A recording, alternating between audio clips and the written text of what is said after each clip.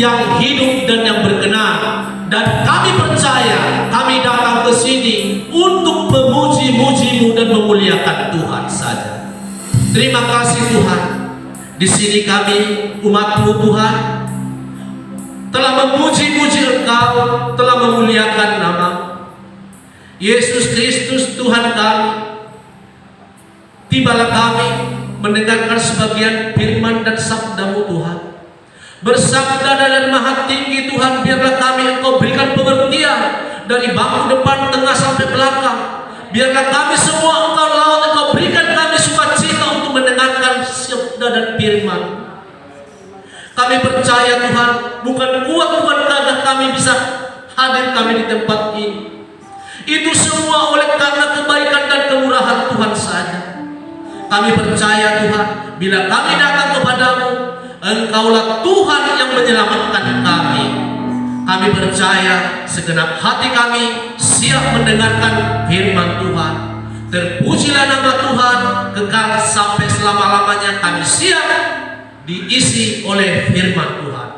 Berkati hamba-Mu dari maha tinggi Tuhan. Biarlah hamba-Mu menyampaikan kebenaran firman Tuhan dan kami mendengarkan dengan sukacita. Haleluya. Mari umat Tuhan yang percaya katakan bersama, amin. Amin. Amin.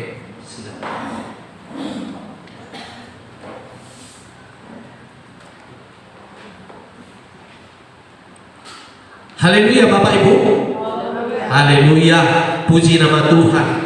Kita bersukacita di sini. Saya mendengarkan tadi pujian tadi. Wah, sungguh luar biasa. Itu Bapak ini tadi yang di sini, yang songnya ya. Haleluya. Saya seperti bagaimana saya katakannya, saya bersukacita sekali melihat Bapak itu tadi bersama di sini ya. Puji Tuhan. Oh masih aja. Oh iya, haleluya. Ya saudaraku ya, dipakai Tuhanlah senantiasa. Taatlah kepada Tuhan. Saudara pasti akan dipakai Tuhan sungguh luar biasa lagi. Karena kita anak-anak Tuhan, kalau kita berserah kepada Tuhan, apa yang tidak kita pikirkan, Tuhan sediakan bagi kita. Jadi sukacita yang soknya tadi, sekalipun kau bapak kau apa muda-mudi, tetapi dia segenap hati, full hati untuk memuji Tuhan. Memang harus begini kita, saudaraku. Harus begini kita untuk memuji Tuhan. Jangan kita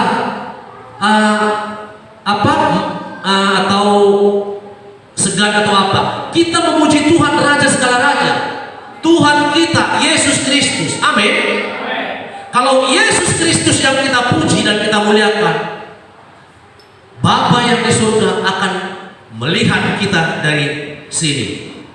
Bagaimana Tuhan yang kita puji dan kita muliakan, maka Dia juga akan melihat kita bersukacita dengan hati untuk memuji seperti tadi.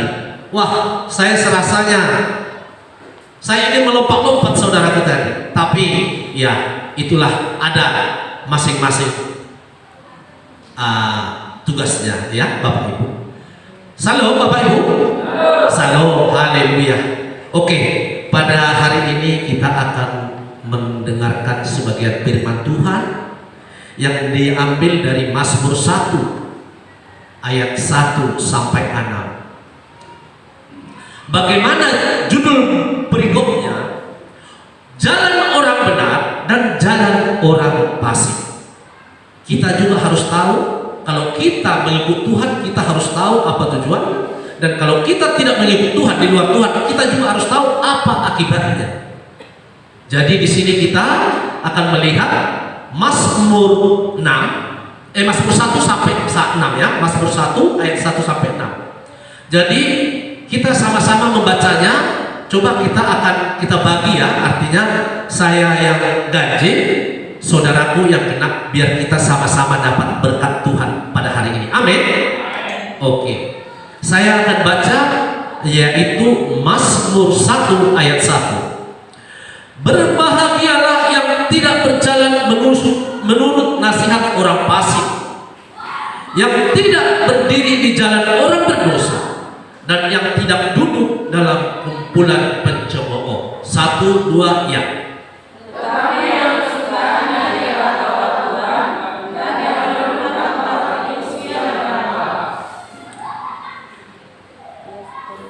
Ia seperti pohon yang ditanam di tepi aliran air, yang menghasilkan buahnya pada musimnya, dan yang tidak layu daunnya, apa saja yang diperbuatnya berhasil.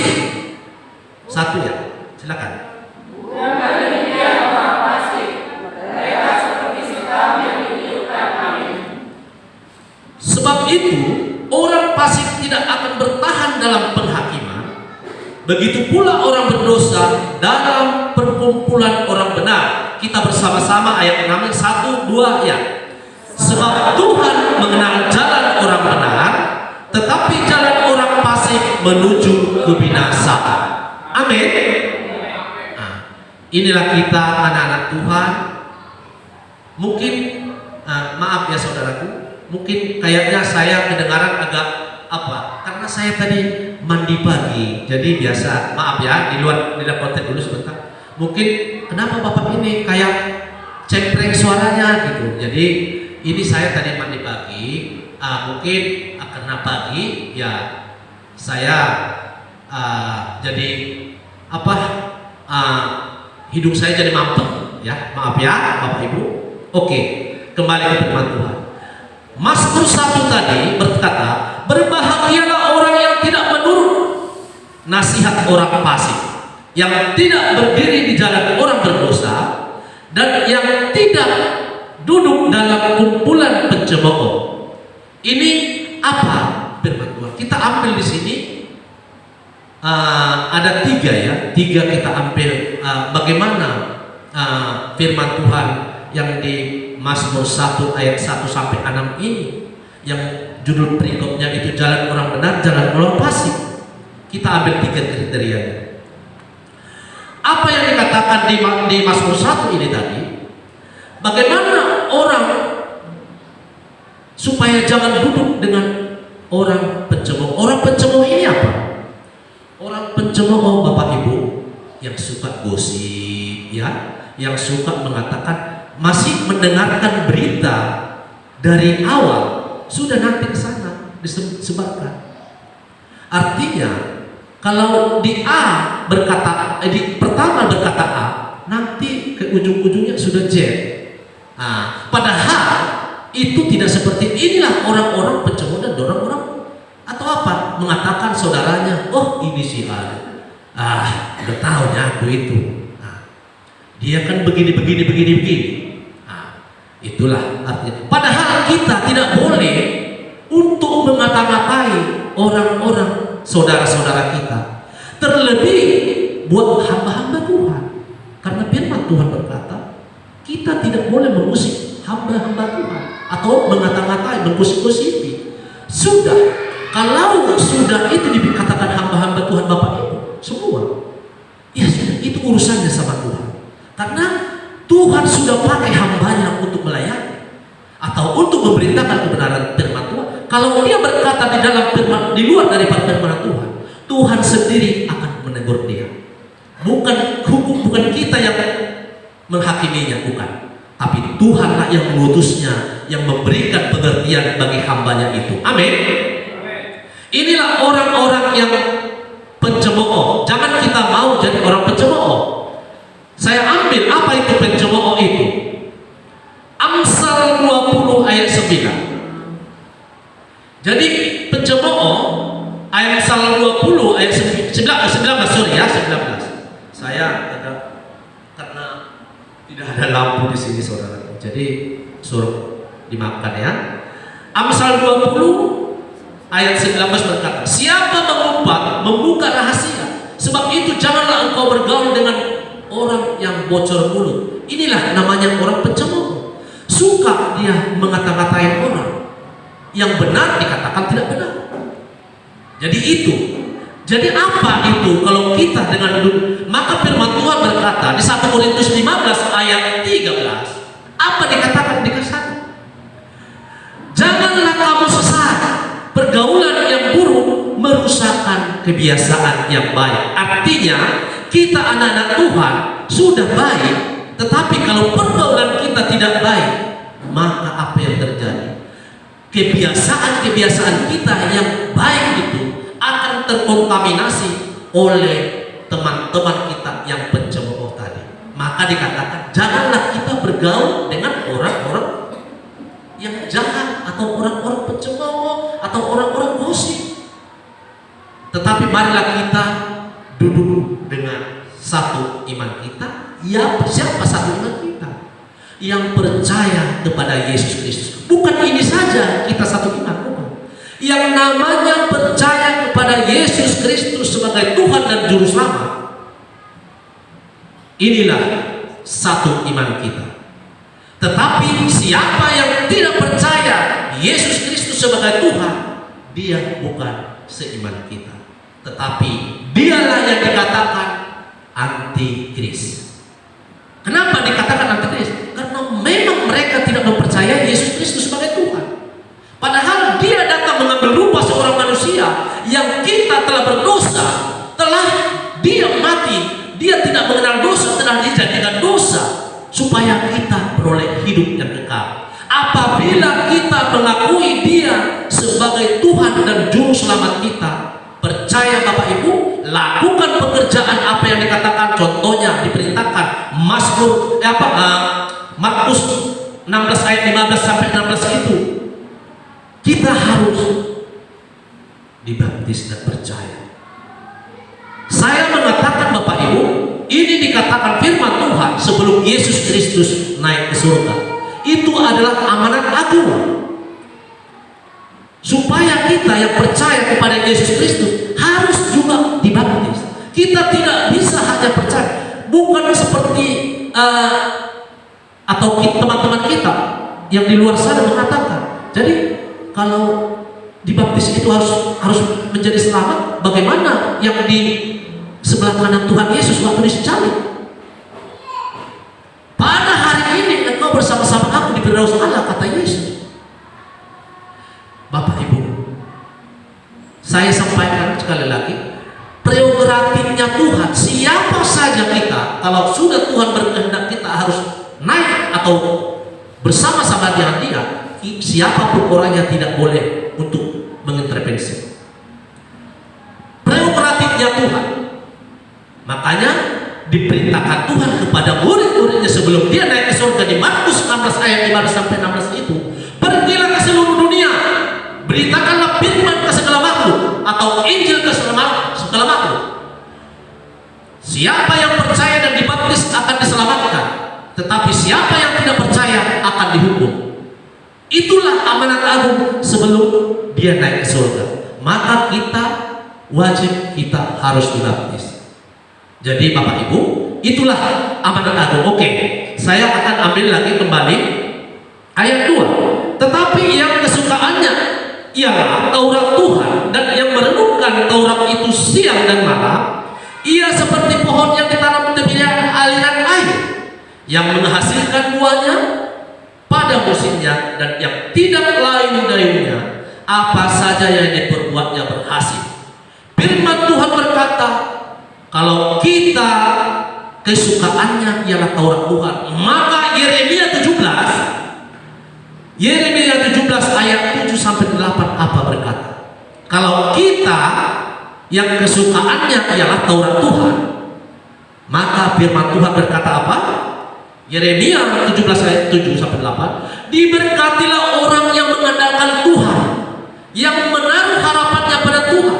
Ia akan seperti pohon yang ditanam di tepi air, yang merambatkan akar-akarnya ke tepi mata air, dan yang tidak mengalami datangnya panas terik, dan yang daunnya tetap hijau, yang tidak khawatir dalam tahun kering, dan yang tidak berhenti menghasilkan buah. Jadi inilah kita kalau kesukaan kita Taurat Tuhan. Jadi Taurat Tuhan itu apa? Yaitu adalah firman Tuhan. Memang di zaman perjanjian lama itu Taurat namanya, tetapi setelah New Testament atau New Testament, Itu artinya perjanjian baru kita sudah mengikut Injil. Injil itu adalah keselamatan. Apa Injil? Injil itu adalah Inggelio. Inggelio itu apa? Kabar baik, good news. Jadi saudaraku, orang berkata di luar sana, Injil itu katanya ini. Kalau Injil ini berarti ini yang menyelamatkan. Bukan ini Bapak Ibu. Bukan ini, saya katakan bukan ini. Yang menyelamatkan kita adalah Yesus Kristus Tuhan. Amin. Ini adalah tulisan para rasul, nabi-nabi yang dituliskan. Siapa Lukas? Lukaskah apa? Apakah murid Yesus Lukas? Memang Lukas bukan murid Yesus yang 12 itu, tetapi Lukas adalah murid Yesus yang 70 murid. Inilah dia. Memang orang di sana, di luar sana tidak mengetahui kalau murid Yesus yang menulis itu Lukas, Matius.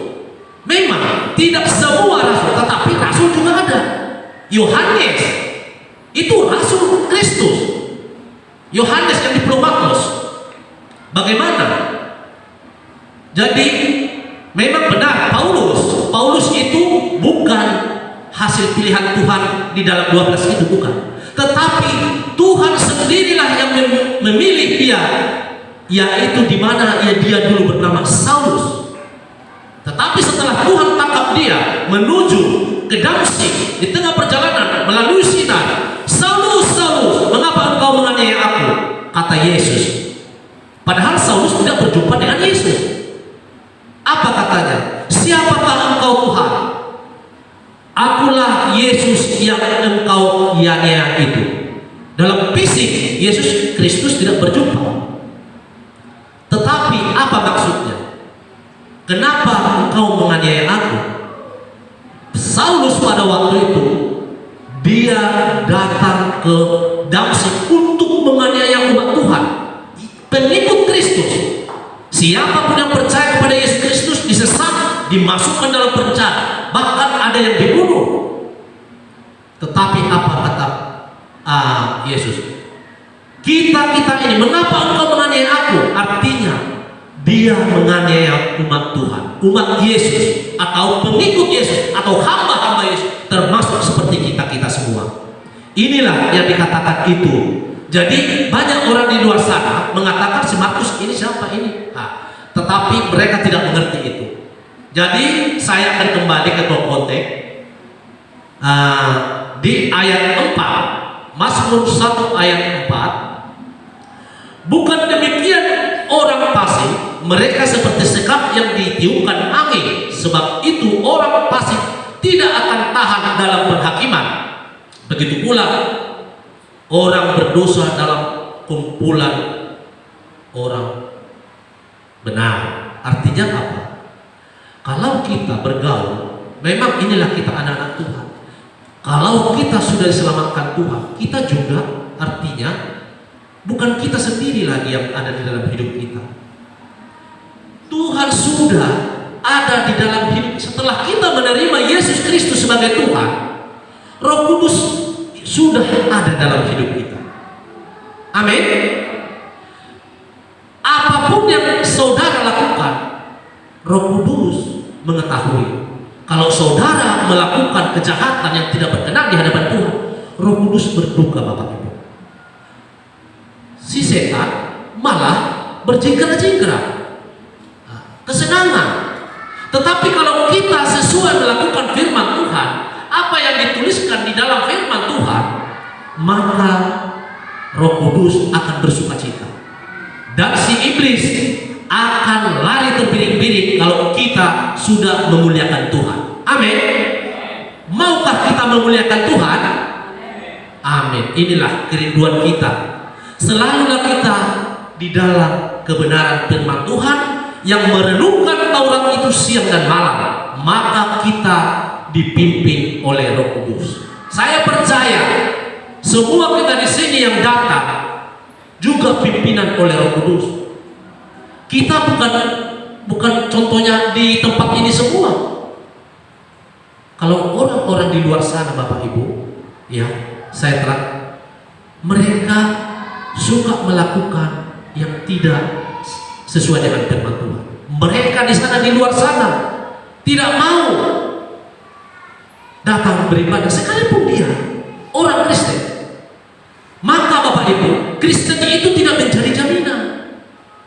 KTP Kristen, tetapi itu tidak melakukan firman Tuhan, itu tidak berkenan di hadapan Tuhan. Tetapi yang Kristen yang dikatakan ialah pengikut Kristus. Kristen itu artinya pengikut Kristus. Jangan kita salah. Orang banyak di luar sana Nasrani katanya. Jangan salah, kita bukan Nasrani. Kita adalah Kristen, pengikut Kristus. Nasrani itu adalah Nazara itu orang Nazaret. Itu banyak orang di luar sana mengatakan kita ini Nasrani. Jadi jangan salah, kita itu ada terdaftar kok di Alkitab ini, di orang Kristen. Coba nanti kita ada orang-orang Nasrani, itu orang Nasrani. Waduh, itu Nasrani ialah bidatnya Kristen yang ada di Nazaret. Dari situlah itu Nasrani itu artinya dari Nazara itu Nazaret. Nah, kalau kita orang Kristen, pengikut Kristus, di mana dikatakan Kristen itu? Pertama kali disebut di Antioquia. Di Antioquia lah namanya Kristen itu pertama-tama kali disebut. Maka merambatlah sekarang. Dulu saudaraku, Kristen ini adalah bidat. Dulu waktu zaman-zaman para rasul, pengikutnya masih sedikit. Tetapi sekarang, wow, luar biasa kuasa Tuhan. Maka firman Tuhan berkata, kedatangan Tuhan nanti akan tersebar Injil ke seluruh dunia. Maka itulah kedatangannya. Disitulah dia. Kita tahu sekarang YouTube semua sudah merajalela apapun yang ada di YouTube itu. Di mana sekarang yang tidak ada lagi internet sudah hampir semua dunia. Maka dikatakan hari kedatangan Tuhan akan terjadi. Gempa bumi, segala macam, kelaparan, itu masih permulaan. Tetapi kedatangannya ialah setelah tersebar Injil ini ke segala penjuru, barulah itu nanti kedatangannya. Percaya Bapak Ibu, orang-orang, saya tidak mengatakan itu benar apa tidak. Saya lihat di berita-berita tahun 2023 katanya akan terjadi sesuatu yang melanda dunia. Tetapi itu berita-berita. Itu hoax atau benar itu saya tidak tahu, karena bukan Roh Kudus yang memberikan beritahu sama saya. Tetapi kalau Roh Kudus yang beritahu sama saya sudah pasti iya. Tetapi itu hanya berita-berita. Berita-berita itu katanya apa? Maka dikatakan apa tadi? Jangan kita kumpul, yaitu di Mazmur 1 ayat 1 tadi. Jangan kita berkumpul dengan orang pencemooh. Kalaupun orang otot berita segala macam itu mengatakan itu, jangan kita percaya. Ada Mesias di sana, jangan percaya Bapak Ibu. Percayalah kepada firman Tuhan. Karena firman Tuhan iya dan amin. Amin. Oke. Saya di sini menyampaikan ini. Saya selalu jam saya lihat. Kenapa? Maklumlah Bapak Ibu ya. Jadi cobalah saya kembali ke tadi ya, kita kembali ke Mazmur 1 ayat 4. Apa yang dikatakan orang fasik? Begini, ayat 4 saya bacakan. Bukan demikian orang fasik, mereka seperti sekam yang ditiupkan angin. Sebab itu orang fasik tidak akan bertahan dalam penghakiman. Begitu pula orang berdosa dalam kumpulan orang pencemooh. Maka saudaraku, sudah firman Tuhan berkata, kita akan dilindungi firman Tuhan. Yakobus 1 ayat 13, ayat 12. Coba deh, Yakobus. Inilah kita kalau kita anak-anak Tuhan. Sekalipun kita artinya ada di dalam kumpulan, artinya kita bukan bergaul ya. Kita kan di dunia, Bapak Ibu. Kalau kita di dunia, otomatis kan sekeliling kita ini kan bukan semua anak Tuhan, bukan semua takut akan Tuhan, tetapi mereka masih banyak orang-orang yang tidak mengenal Tuhan. Nah, jadi Bapak Ibu, maka firman Tuhan berkata apa? Yaitu di Yakobus 1 ayat 12 berkata, saya bacakan aja biar cepat ya Bu. Berbahagialah orang yang bertahan dalam pencobaan, sebab apabila ia sudah tahan uji, ia akan menerima mahkota kehidupan yang dijanjikan Allah kepada barang siapa yang mengasihi Dia. Inilah kita kalau anak-anak Tuhan. Apapun pencobaan, apapun kendala, contohnya kalau kita anak-anak Tuhan ini ada barang, contohnya di Nagoya. Maka saya katakan kepada anak-anak saya, apabila ada kalian dapat sesuatu, jangan kalian ambil langsung masuk kantong. Seandainya pun itu uang 1 juta, 2 juta, jangan kalian ambil langsung masuk kantong. Lihat sekeliling. Apabila ada sekeliling, tanyakan dulu, ada hilang nggak uang Bapak? Kalau tidak ada, baru masukkan ke kantong. Tapi kamu mengucap syukur dulu kepada Tuhan. Nah, kenapa? Karena sesuatu apapun itu, kalau kita dapat dengan cuma-cuma, kita mempertanyakan ini karena jerih payah kita tidak ada di situ. Apakah ini berkat Tuhan ataukah memang ini cobaan? Nah, kalau orang-orang dunia Bapak Ibu ada uang contohnya dapat, jangankan 1 juta, 50 ribu aja langsung diginikan. Ini contohnya ya, saya bikin contohnya. Sorry. Kita lagi apa ini banyak ya, tapi langsung diginikan ini. Maaf ya. Jadi saya bukan meminjam apa ini, cuma kasih saya contoh saya. Diginikan. Kalau pakai sendalnya dicopot, diginikan. Jangankan Bapak Ibu, ya. Di apapun banyak yang berita-berita seperti itu. Tetapi kalau kita anak-anak Tuhan, kalau ada seperti itu, apalagi barang, contohnya barang itu kamera segala macam, handphone, jangan ambil. Tuhan sanggup memberikan itu kepada kita kalau kita mengandalkan Tuhan. Amin. Maka kalau ada sesuatu seperti itu boleh saja cobaan.